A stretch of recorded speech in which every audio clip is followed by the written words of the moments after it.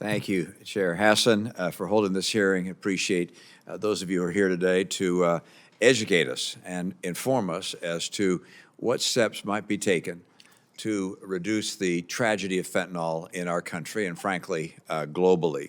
I don't have to recount to you the statistics. Even in my state of Utah, the numbers between 2019 and 2020 showed fentanyl-linked deaths increased by 128%. It continues to be a human tragedy across our country and across the world. And the question is, what can we do? Is there any one place, any choke point we can focus on and say, if we can just get this group here or this country here to take the following steps, well, then we're going to be able to dramatically reduce the tragedy of fentanyl. China has made commitments, as the chair indicated, and I don't believe they fully lived up to those commitments. Had there been the same kind of concern about fentanyl in China as there is here in the U.S., my expectation is that there had been a much tougher approach taken there. That hasn't happened, and I'm interested in your perspective on whether there's prospect for that occurring in the future. Likewise, with regards to Mexico, we have not had as much support in fighting organized crime and the cartels in Mexico as we might have hoped. A new administration suggests that we'll have a better relationship and perhaps more ability to make a difference there. But I guess we're all recognizing what the problem is. We just don't know how to solve it. And you have experience in this regard that we would consider highly valuable. That's why we decided to hold this hearing. We want to hear your perspectives and potentially see what you think as well about the legislation which Senator Langford and Senator Hassan have proposed, and see if there are other steps that you think we might take to make it more likely that we will be able to restrict the scourge of fentanyl. With that, Madam Chair, thank you. I'm going to step back because I'm not an expert in this topic at all, and I've not spoken with Chairman Xi about it, nor even Mexican authorities about it. So I'm going to ask just very simply, and I'm going to ask each of you, where you think that our focus ought to be most directed, or whether we can have a focus. So it strikes me that there are various elements where we have pressure or capacity to constrain. There's the demand side, which is trying to influence demand for narcotics and fentanyl in the U.S.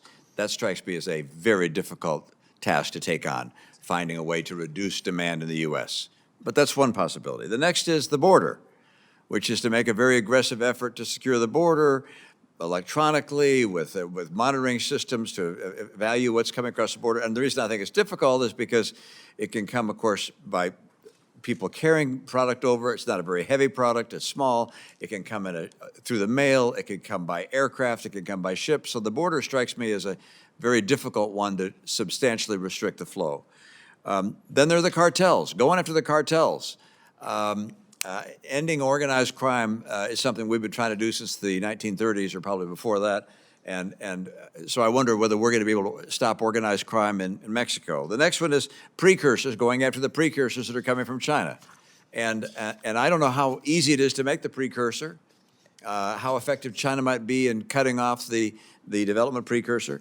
Then we go on to money laundering and the financial systems to try and cut off financial systems. It would seem to me as a novice in this area that if someone's willing to pay you money and someone's willing to get paid that money, they're going to find a way to launder it.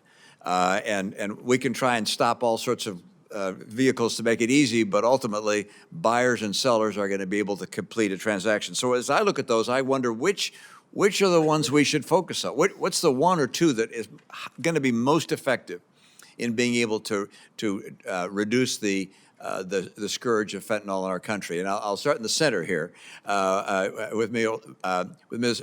Realuyo. All right, I'm getting close to that.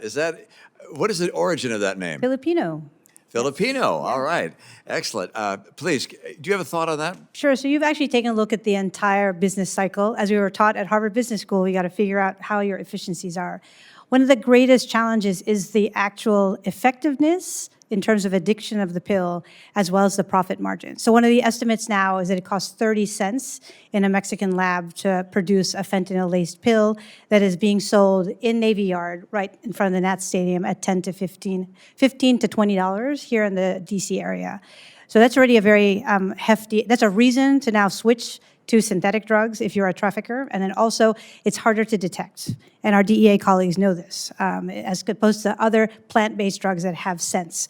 So like heroin, marijuana, or cocaine. But I still think we need to come back to, which is not really the topic of, it's the demand. And we're about to enter in prom season here in the United States. And there are tremendous campaigns like One Pill Can Kill, which is done by the DEA. Every one of us as members of our community need to impress upon our youth, and then more importantly, how deadly these things that you're ordering online. So I've been looking at the digitalization of illicit networks, and more importantly, in this cyber-physical domain. So all these things that we talk about that are criminal networks, they now have a parallel market off the internet.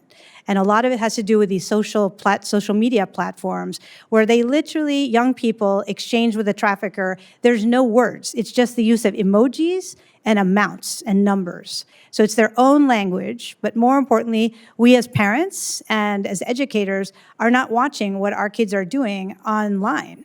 And then the drug gets sent or it gets actually physically exchanged at the parking lot or the McDonald's next to the high school. So we still need to go to the demand piece. And I think raising awareness and looking at the prevention part and treatment part are very important. Obviously, our hearing today is looking at the supply piece, where I also think, having been a former banker at Goldman Sachs, plucked out by General Powell to come and fight the war on terror financially, we can use the exact same toolkit to actually constrain. And my colleagues have talked about the developments of the Chinese money laundering organizations. They really rely on this technology platform like WeChat. Just as we all transfer money on Zelle or PayPal or Venmo, they have Venmo for all this types of illicit activity. And the other thing we didn't talk about was the use of cryptocurrencies. So we're starting to see the Jalisco cartel, very sophisticated out of the Guadalajara area, starting to use what are called virtual wallets. They'll pay young people to set up a wallet to load dollars here in the US in Bitcoin or Ethereum or some form of, and then they take the pesos out in ATMs in Mexico. And there's an area where we can put and impart on our foreign counterparts methods and means of imposing more controls on what I call the cyber-physical world of how these groups are circumventing what I call traditional law enforcement and regulatory kind of policies in order to go after the money, but also the demand. Thank you. Madam Chair?